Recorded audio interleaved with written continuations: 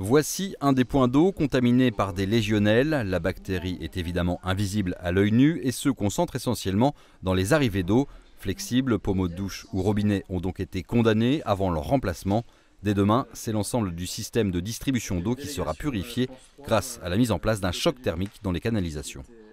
On va monter la température dans le réseau de distribution d'eau à un niveau assez élevé qui normalement permet de débarrasser l'ensemble des canalisations de la présence de légionelles. Et puis on va continuer de changer un certain nombre d'autres points de distribution d'eau, un certain nombre de robinets, pour là aussi garantir l'absence de légionelles.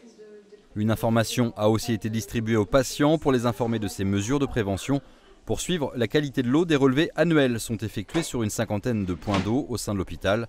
La présence de légionelles n'est pas rare, la bactérie existe dans l'eau à l'état naturel. Depuis le début de l'année 2015, seuls 5 cas de légionellose ont été relevés dans le département.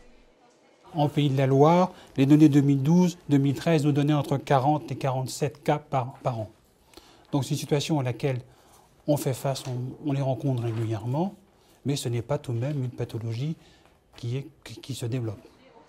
Seuls les malades immunodépressifs ou atteints de pathologies respiratoires peuvent être inquiétés par la trop forte présence de ces bactéries.